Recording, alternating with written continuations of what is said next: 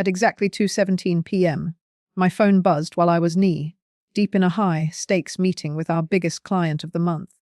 I hadn't planned on checking it, until something tugged at me to glance down. The message flashed across the screen, cold and clinical, stripped of warmth, stripped of soul. No, I want a divorce. From now on, please direct all communication to my lawyer, Mr. Roth. His contact details will follow.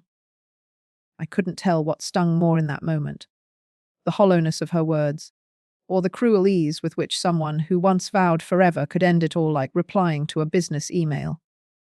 No goodbye, no warning signs, no tear-stained pleas across the screen. Just a message, a decision long made, and me, the last to find out. I didn't react. I didn't throw my phone. I didn't storm out of the meeting. I sat there, eyes like steel, staring at those words, and typed back a single response. Understood. And from that moment on, I wasn't her husband anymore. I became the other party in a cold-blooded legal proceeding she had initiated. Lawyers, finances, assets. It all clicked into place like a line of falling dominoes. But before any paperwork made its way to court, I did something she didn't see coming. I cancelled every supplementary credit card she used under my accounts. I stopped the monthly cash transfers I had been quietly sending to her personal bank account. I logged her out of every entertainment service, Netflix, Prime, Hulu, all under my name. The car she drove, lease under my name, insurance, also under my plan, and now in the process of being terminated. Not out of spite, but because I was honoring her wishes from now on. Everything goes through the lawyers. Hi everyone, and welcome to Mrs. Sarah Stories, the place where we share real, raw, and deeply human stories that resonate long after the screen goes dark. Back to this story. Maybe you think I was being harsh. But no, I was stepping back to see clearly. I used to love her. I used to sign loans blindfolded if it meant she'd feel secure. But she chose to turn our relationship into a transaction.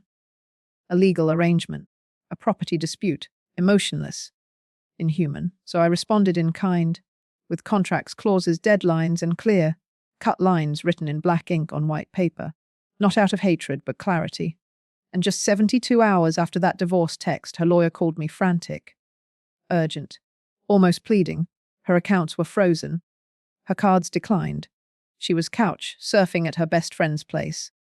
And he accused me of being reckless for cutting everything off so suddenly. But who really cut ties first? This isn't just a divorce story. It's a lesson. In love, if you turn trust into a debt, someday, someone will come collecting. And by then, no amount of tears or regret will be enough to pay it back. If this story struck a chord with you, please subscribe to Mrs. Sarah Stories so we can keep bringing you more tales that are honest, raw, and sometimes brutally necessary.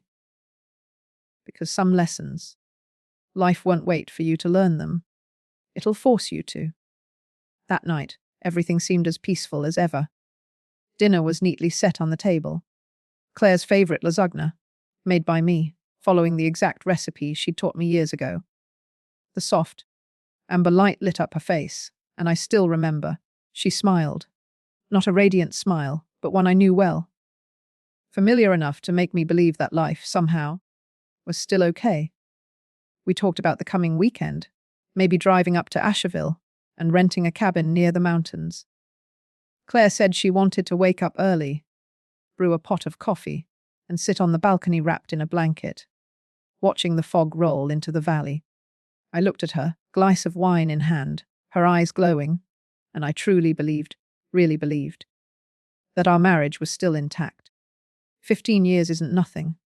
And after weathering so many storms, I thought, surely, nothing could tear us apart now. But just 3 days later, everything shattered. No warning, no sign. It was Tuesday afternoon. I was in the office, ears straining through a quarterly budget meeting. Mine buried in spreadsheets, financial projections, numbers, spending, revenue targets. Everything was going smoothly, until my phone buzzed. A text. From Claire. I opened it casually, expecting her to ask if I could grab something on my way home, or maybe just checking if I'd be home for dinner. But I froze. No, I want a divorce. Please direct all future communication to my lawyer, Mr. Roth. His contact info will be sent shortly. That was it. Shawled cold, no explanation. No greeting, no farewell, as if she was announcing an HR policy change. Nothing more. I read it again and again. I thought maybe I was thread it. Maybe it was a joke. Maybe someone had taken her phone and was playing a cruel prank. But no, it was Claire's number. The message was emotionless. Just a cold notice of termination. I sat motionless. The sounds around me blurred. The meeting carried on. But I couldn't hear a thing. It felt like the world kept spinning while I was left behind, stranded in a flood. No rage. No tears. Just a creeping fog of numbness covering every inch of me. A part of me was still trying to make sense of it, to find a logical explanation for something that made no sense at all. But the more I thought, the more hollow I felt. The night before, we had dinner. She smiled. She toasted her glass with mine. She said, "Let's not let work get in the way this weekend." I remember every word. There were no signs, no distance.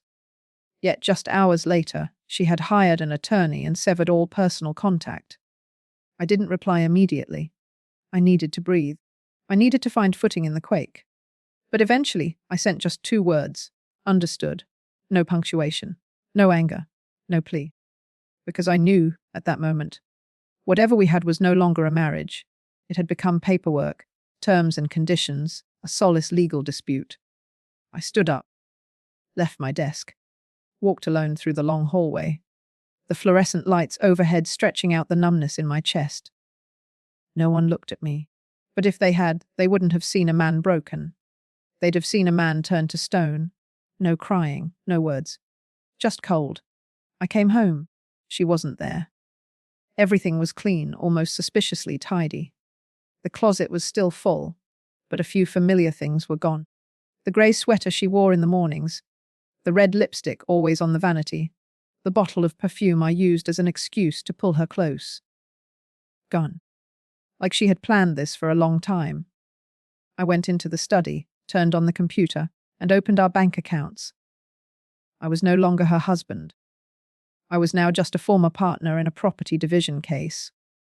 I cancelled every card with her name on it, cut off the monthly transfers I'd been sending her for years, logged her out of every entertainment platform, Netflix, Spotify, HBO, changed every password. The car she drove every day, under my name. I emailed the dealership to initiate either termination or transfer of the lease. Car insurance, homeowner's insurance, also under me.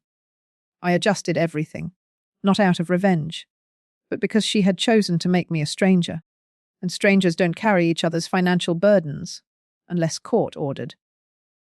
I imagined her sitting somewhere, a quiet coffee shop, or maybe a friend's apartment, expecting I'd react with anger, beg her not to do this. But I didn't call. I didn't plead, because someone who plans this thoroughly no longer listens to their heart. 3 days later, her lawyer called. His voice was rushed, urgent, even a little shaky. He said she couldn't use her cards.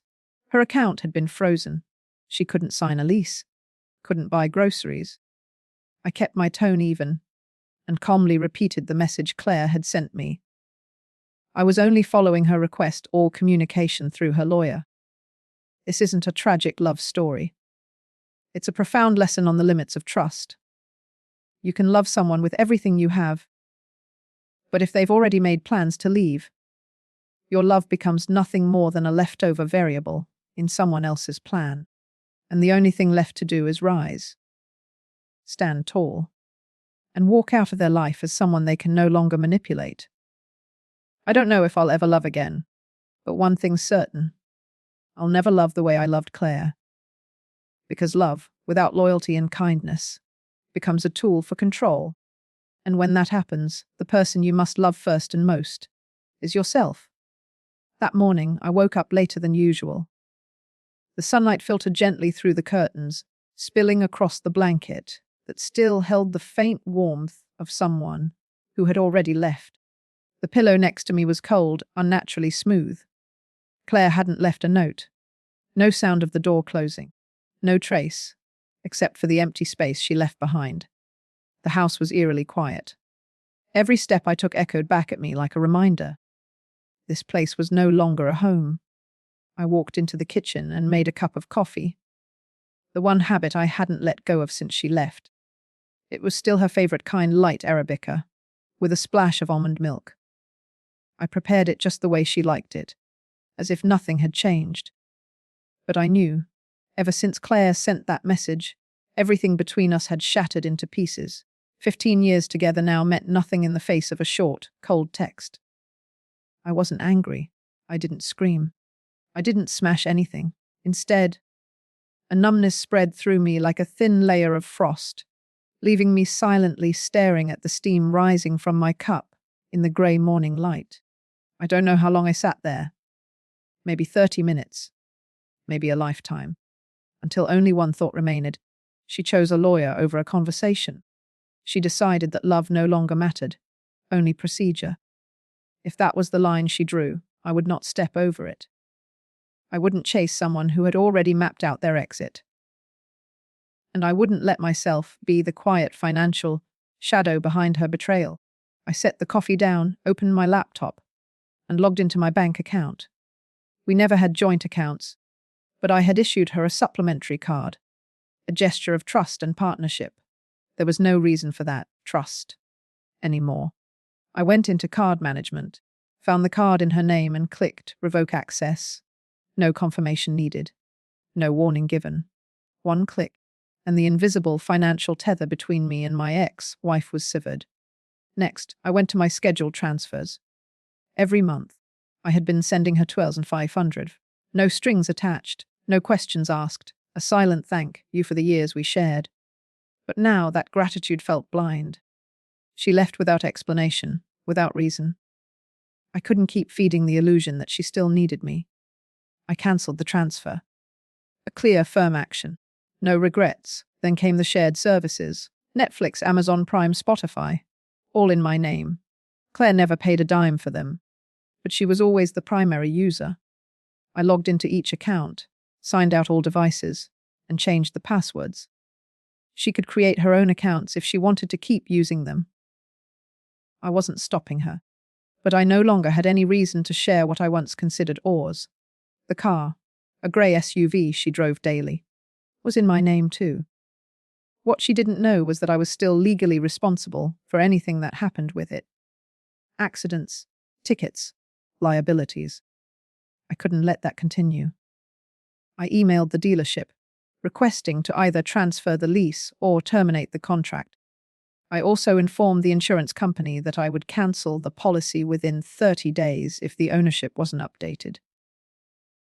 If Claire wanted to keep the car, she'd need to take responsibility. If not, the car would come back to its rightful owner. I went through each step like that, calm, methodical, like a Swiss watch. Not out of cruelty, but because the moment she chose legal counsel over communication, I could no longer afford to be vague. Every action was a message to myself.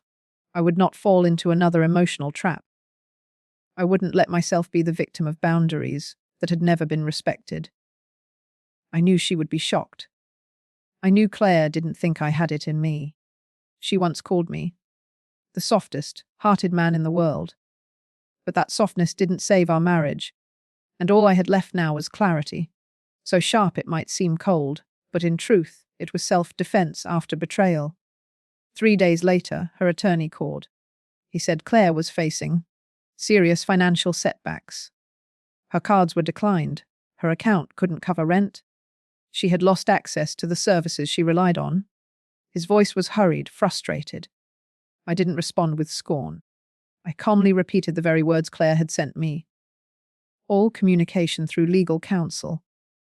I had simply done as asked. I no longer held any voluntary obligations to her. Everything from here would be handled through courts, lawyers, and legally defined terms. The silence on the other end of the line said it all. And I knew, in that moment, Claire, who once believed she could control everything with emotions and tears, was now shaken by a version of me she never expected. A Noah who was rational, decisive, and no longer viewed her as the center of his world. I hung up and sat back in the living room we once shared. And for the first time in days, I felt something new. It wasn't happiness, but it was peace. A kind of peace that didn't come from winning, but from knowing I had acted with integrity. I hadn't humiliated her. I hadn't lashed out. I had simply honored the boundaries she created. And that's when I finally understood. When someone ends a relationship of their own free will, the best way to preserve your dignity isn't to beg them to stay. It's to let them go, and to close that door yourself with your own hand. Even though I had mentally prepared myself, I can't deny the first thing I felt when I received an email from Claire's attorney was a shiver down my spine. Not fear, just the cold realization of what betrayal really costs. The woman who had once been my closest companion now stood on the other side of a legal battlefield, armed with carefully chosen words meant to cut deep. And I knew this wasn't the end.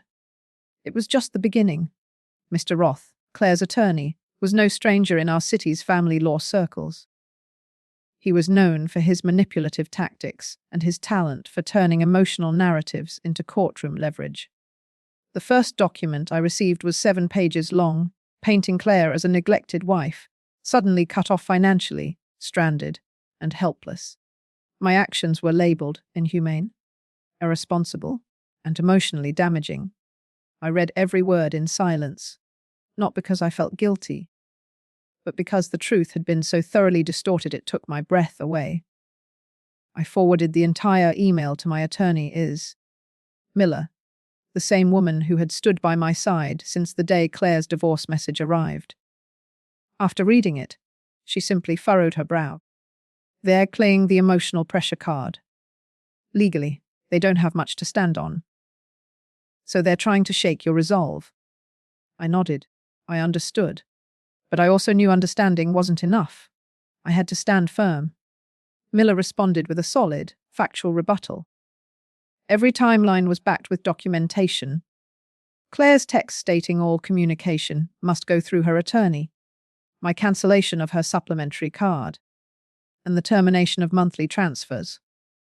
When someone ends direct communication, they forfeit the expectation of emotional treatment. From that point on, everything is a matter of contract and clarity. She chose the law, and now she must play by it, Miller said firmly.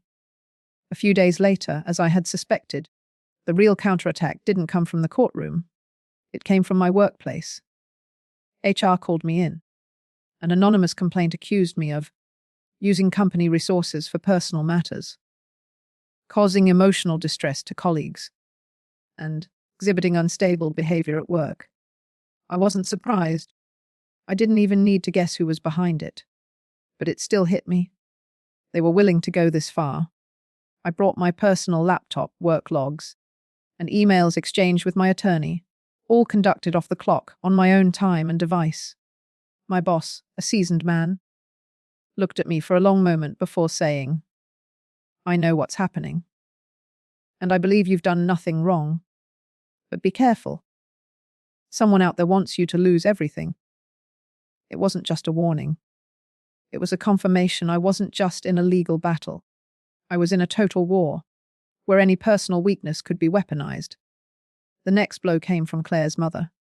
She called, her voice trembling, part anger, part sorrow. "You're being cruel, Noah. Claire has nothing." She called me in the middle of the night crying, because her card got declined at the grocery store. "You really cut her off from everything." I didn't argue. I simply asked, "Do you remember who told me not to speak to her anymore?" Silence. Then she hung up, because there was no answer, not one that made sense. Anyway, you can't ask for total disconnection and then play the victim when it's granted. Miller said it was time to go on the offensive. Not with vengeance, but with precision. We filed a motion to define ownership and use of all assets, especially the car, legally in my name, but still driven by Claire. I carried the insurance and all liability. That couldn't continue.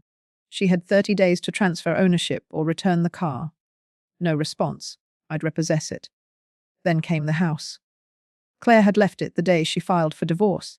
I stayed. I paid all utilities and maintenance. She hadn't contributed a cent. But now Mr. Roth requested exclusive use of the home during the separation period. Outrageous. We immediately countered. We cited her voluntary departure and stated that I was willing to buy out her portion if necessary. But I wouldn't leave my home just because of a threatening letter. In the months that followed, the war escalated. But I was no longer the man who once crumbled at the sight of Claire's tears. I was someone who had learned. Kindness without boundaries breeds contempt. And the more I looked, the clearer the picture became. Claire didn't want reconciliation. She didn't want dialogue. She wanted to maintain her lifestyle without bearing the weight of her own decisions. But now, those consequences were arriving, legally by the book and beyond denial. And I, the man who once stood behind her in silence, had become the mirror she didn't want to face. Because in it, she would see not just the coldness she accused me of, but every choice she had made, now blooming into justice. I used to think I knew Claire. After 15 years of sharing winters and soft Sunday mornings, I thought I could read her eyes like a map, every joy, every scar, and every unspoken dream. But I was wrong. When someone chooses to play the victim to hide from their own accountability, even their eyes can learn to lie. The crack started from the inside, like a tiny fracture in what once looked like flawless glass. But all it took was one well-aimed blow, and everything shattered. Claire delivered that blow with a single message on a Tuesday afternoon. From now on, please direct all communication to my attorney. And just days later, that same woman was sobbing to our mutual friends, saying I left her out in the cold with not a dollar to her name, sleeping on someone's couch. That's when I realized this wasn't just a divorce. It was a performance. And Claire, the woman I once loved, was playing the lead. She didn't walk into court with facts. She arrived with watery eyes and vague accusations, hinting that she was the betrayed one. An anonymous post surfaced on a local women's forum, a story about a woman dumped after 15 years when her husband met someone wealthier. No names, but just enough detail for people to connect the dots. Sympathy poured in like a tidal wave. I said nothing. I posted nothing. I just forwarded everything to my attorney, Miller. Timestamps of her initial text, proof of when I cancelled payments. The bank records, all clearly done after her request for legal-only communication. Miller raised an eyebrow. The more emotional noise they make outside of court, the less strength they have inside it. But I'm still human. When an old friend texted me, "How could you do that to Claire? She gave you her best years." It stung. They didn't know Claire had been the one to walk away, without discussion, without warning, and now had the audacity to weep like a victim in the tragedy she scripted herself. That's the bitter part. Haley, Claire's closest friend, called me one Saturday night. Her voice cracked. She said you left her penniless, that she can't even afford bread. I replied quietly. She chose separation. She chose legal channels. I just followed the rules she laid out. Silence. Then Haley exhaled. I didn't think it would go this far. I thought I knew Claire. I really did. But then the bank called. There'd been a suspicious withdrawal attempt from an old joint account we hadn't used in years. Maybe 500 sitting idle, practically forgotten. But Claire, somehow, still had the card. She tried to drain it. The bank flagged the transaction, notified me, and I froze the account. Not because I needed the money, because that kind of betrayal crossed a line. I told Miller. She added it to the file without blinking. She's undermining her own victim narrative. You don't secretly withdraw cash from a shared account after cutting off all direct communication. She was right. Claire had stepped into the light, and no amount of tears could cover the deceit anymore. A week later, Claire filed for emergency spousal support, claiming she was unable to afford basic living expenses. At the temporary hearing, she walked in with puffy eyes, messy hair, and a worn jacket, like someone who'd spent the night on a bus stop bench. She looked at me, but not as my wife. She looked at me like a woman clinging to her final scene. Her lawyer, Roth, claimed I deliberately evicted a jobless woman without notice, that I had cut off her finances unjustifiably and caused her emotional distress. Miller calmly handed the judge 2 documents: Claire's text requesting legal-only contact, and bank records showing her secondary cards were cancelled exactly 48 hours later, in full compliance with legal process. The judge listened, and for the first time Claire wasn't the center of gravity.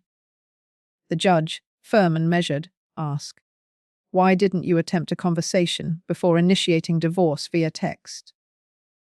Claire lowered her head and whispered, I panicked. I was scared. But fear couldn't save the performance. The court ruled I had to provide minimal temporary support, just enough to cover basic needs. No continuation of lifestyle. No assumption I would keep footing every bill like we were still married. And every 60 days, that support would be re-evaluated, based on Claire's progress toward financial independence. Claire was disappointed.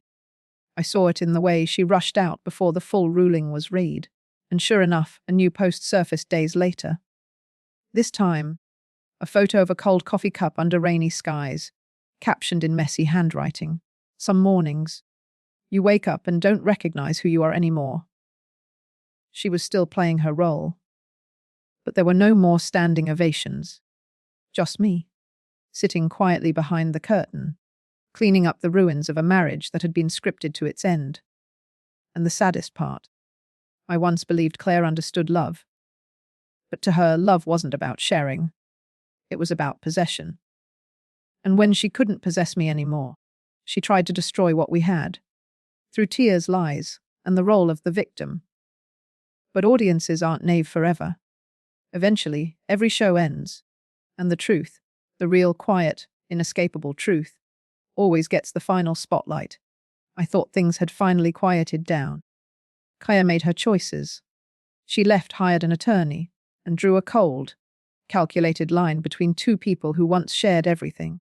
And I, after the initial confusion and heart-hatch, learned to follow the rules she set. No complaints, no pleading, just dignity and whatever calm I had left. I assumed that was the end. A breakup handled not with bitterness, but with legal formality. But I was wrong. Sometimes people don't play the victim because they're weak. They do it to cover the mess they made. The woman who once meant the world to me had slipped into that costume. The first message came on a rainy weeknight. I remember clearly, the streetlights casting a thin, cold glow across the window. I was typing my last email of the day when my phone buzzed. The screen lit up. It was from Claire. For a moment, my fingers froze. I never imagined she'd reach out directly. Not after everything. She was the one who cut off all contact. The one who said, from now on, only through attorneys. The one who forced everything into a sterile, inhuman structure. And now she was the one breaking her own rules. The message read, "Noah, you can't take the car too. I need it to get to work, to live. You're being cruel." I read that line again and again. No apology, no hint of accountability. Just blame, as if I was the one who betrayed her. As if I was the heartless one driving her into the ground. She forgot that the car is in my name, paid for from my account, insured by me. She forgot I let her use it for 3 years without ever questioning it. Most of all, she forgot that she was the one who pulled the plug on us, then pretended it had never happened. I didn't reply. Not because I didn't want to, but because I knew any response would be twisted, spun to fit her narrative. She was playing the victim, and victims need tragedy to fuel their story. I refused to be a character in that script. I took a screenshot of the message and forwarded it to my attorney. Miller. She responded almost instantly. Good. It proves she broke communication protocol. We'll add it to the file. I leaned back in my chair, eyes fixed on the ceiling, searching for some stillness in the storm that was now my daily reality. Something cracked inside. Not from anger, but from disappointment. I'd hoped that if Claire wanted an ending, she'd at least do it with some dignity. But no, she was still playing emotional chess, casting me as the villain and herself as the wounded pawn. The next night, another message came. Again from her. Do you really think can just erase me from your life that easily? This time, I didn't feel cold. I felt pity. Claire still didn't get it. I didn't push her out. She walked away, closed the door herself, and now stood on the other side, crying like someone forced her there. Still, I stayed silent. The next morning, Miller called. Her voice was calm, but firm. Noah, don't reply to anything. Let me handle all communication. Trust me, silence is your loudest response. I listened, but inside I was still torn. Because each of those messages wasn't just a broken rule. It was a tiny blade slicing into old memories, reminding me of what once was. Of Claire holding onto me tightly on the back of my bike, like she was afraid I'd disappear. Of her slipping lunchboxes into my hand before I left for work. Of post-work hugs, sweat still on my brow, but her arms never hesitated. All of that now felt like paper cuts, and her messages, salt poured straight into the wounds. I knew I was doing the right thing, holding my ground. But I'm human, and on some nights I lay awake wondering, was I too cruel? Then I'd remember. The first text she sent, how she ended everything with a cold tap on a screen. How she turned me into a stranger with not even a single conversation. And I'd whisper to myself, no, Noah, you're not cruel. You're protecting yourself from someone who forgot how to love kindly. My silence after that message wasn't emptiness. It was closure. Not because I had nothing left to say, but because I knew. When someone only wants to hear what fits their story, even the truth becomes meaningless. Claire chose attorneys.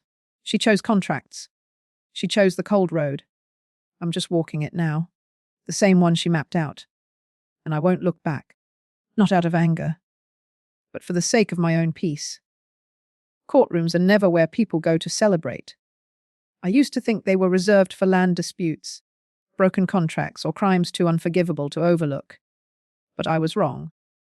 They're also where a man must sit across from the woman he once loved more than life itself, and argue over every dollar, every item, even the bed sheets. Not because he stopped loving her, but because love had been pushed to the edge, where logic had to take control. And emotions became a double-edged sword. That morning in Boston was brisk. Rain traced thin lines across my car window like scratches on memory. I arrived early, waiting in the hallway with Attorney Miller.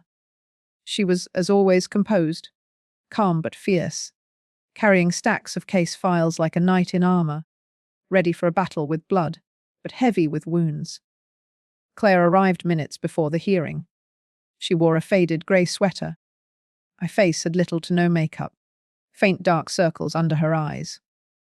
I wasn't sure if the exhaustion was real or a deliberate costume for the courtroom, but what made me pause was her eyes, no glance, no nod, no acknowledgement. Just a cold void, as if I'd ruined her life. As if 15 years of shared seasons had been a fever dream she just awoke from, angry and unrecognizing. The hearing began. The judge, a man in his early 50s, spoke with a deep, even tone. He reviewed the case file, then allowed opening arguments. Claire's lawyer, Raymond, stood. His words were sharp, rehearsed to precision. He painted Claire as emotionally and financially homeless, claiming her ex-husband had abruptly cut off all financial support, leaving her with no stable income and forced to sleep on a friend's couch.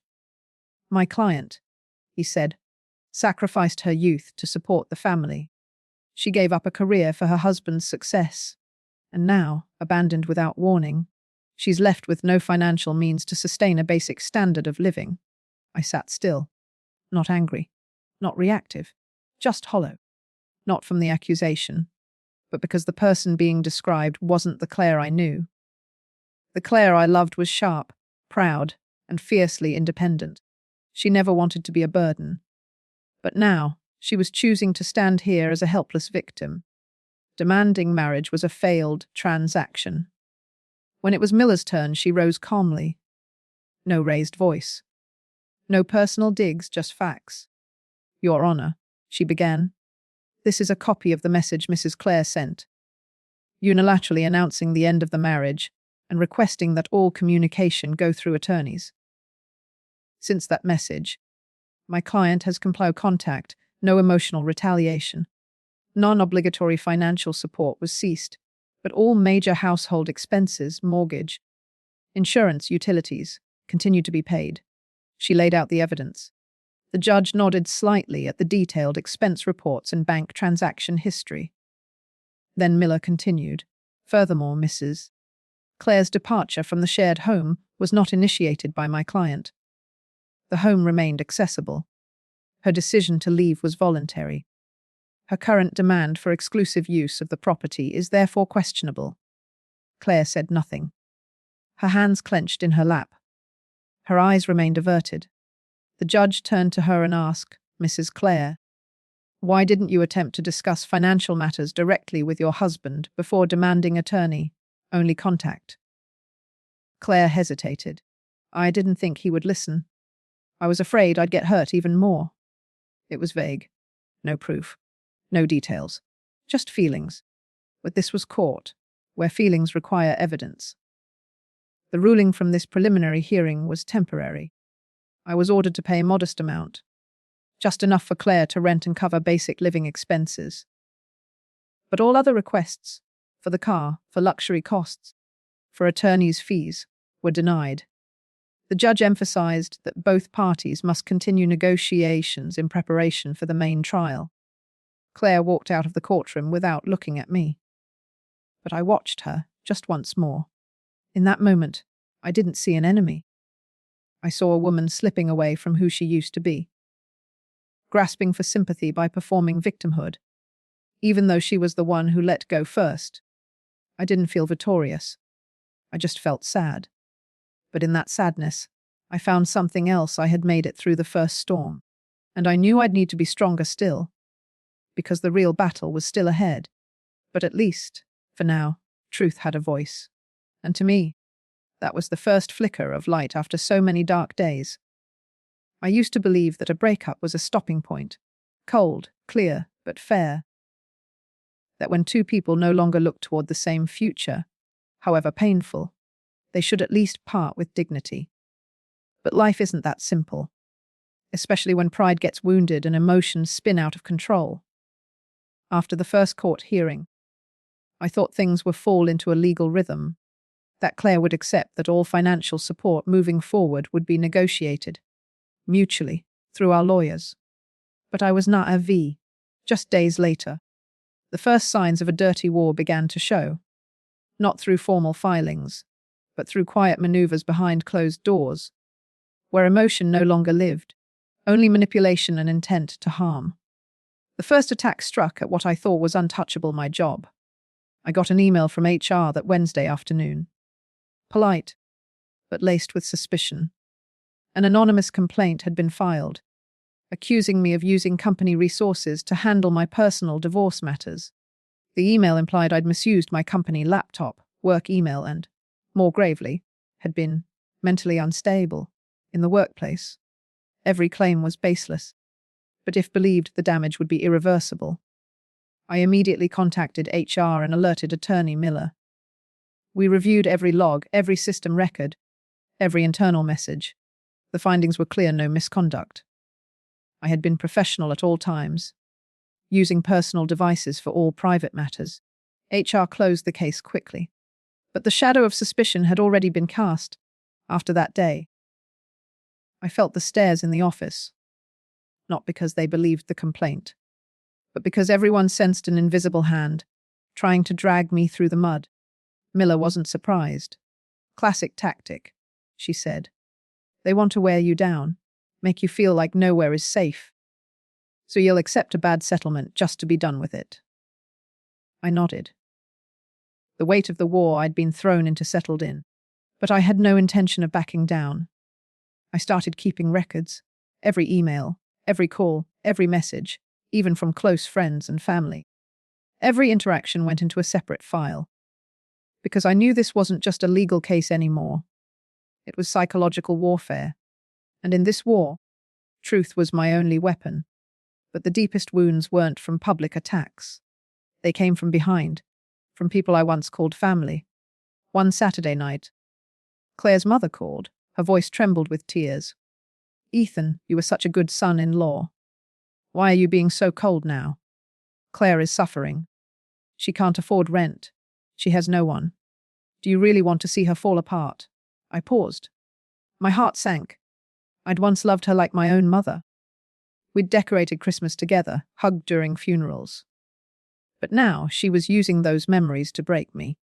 I replied with quiet bitterness. "I don't want Claire to suffer."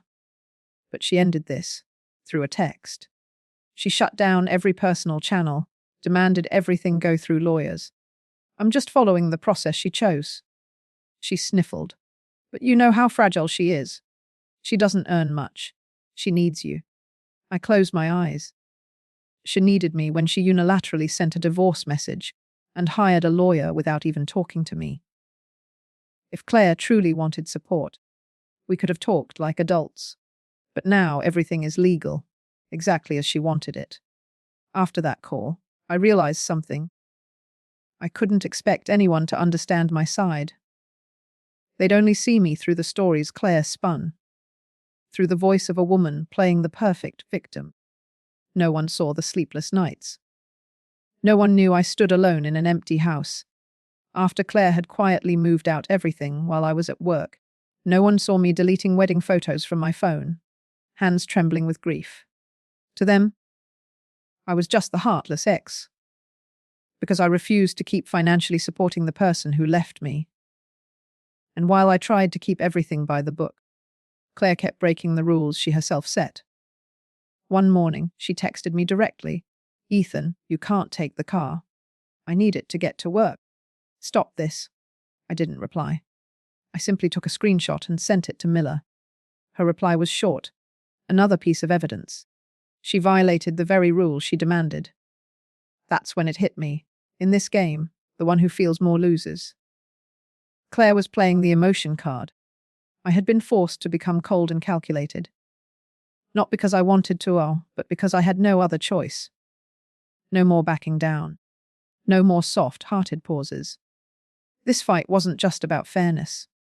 It was about reclaiming the dignity of a man who had loved, sacrificed, and now deserved protection, not to be the dumping ground for someone else's guilt and regret.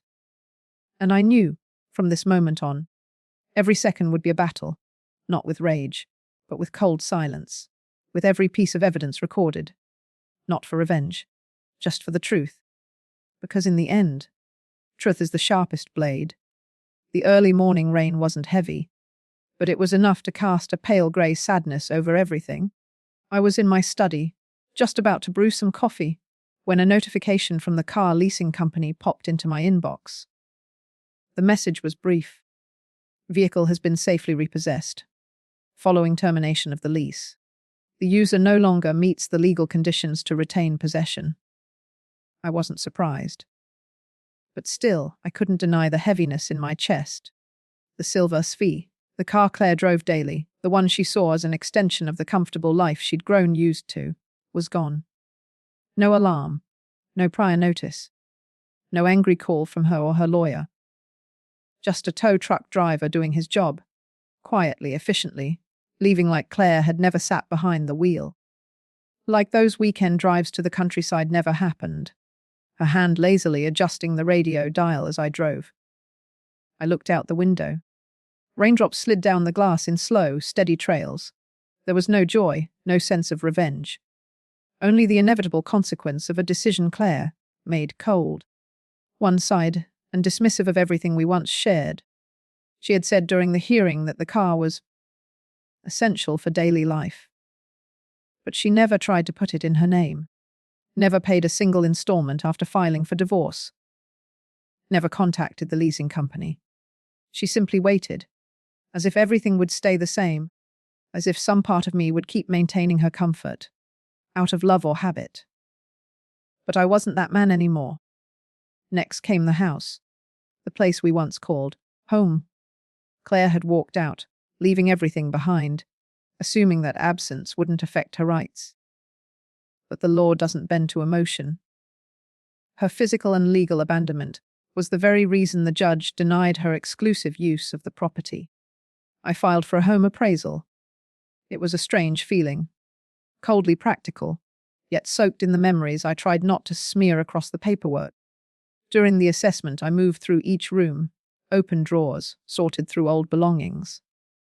I found photos of Claire smiling wide, books marked with pink sticky notes, even the scarf she wore every winter. I didn't throw anything away. I boxed them carefully, labeled everything, and quietly told myself, this was a chapter of my life, and I lived it fully. The buyers were a young couple. Their eyes lit up when they walked into the kitchen. The same kitchen where Claire and I once made dinner together. I smiled as I watched them. Maybe they'd build new memories here. Maybe the house would be loved again. I wasn't jealous. I just felt relief when I handed them the keys. The money from the sale went into escrow, awaiting division. And then came the real storm, the asset disclosure process. Claire dragged her feet, citing paperwork delays. But Miller, my attorney, missed nothing. After 3 weeks of digging, we discovered a small bank account under Claire's name, never disclosed. It had received steady deposits from her parents over the years and included inherited stock. The total wasn't life-changing, but it was enough to prove one thing: Claire had intentionally hidden assets. When confronted, she claimed, I didn't think it counted as marital property. But Miller pointed out multiple withdrawals, some for joint vacations, others for home improvements. Under the law, that made it shared. Claire couldn't deny it anymore. She grew agitated, her voice sharp in the hearing.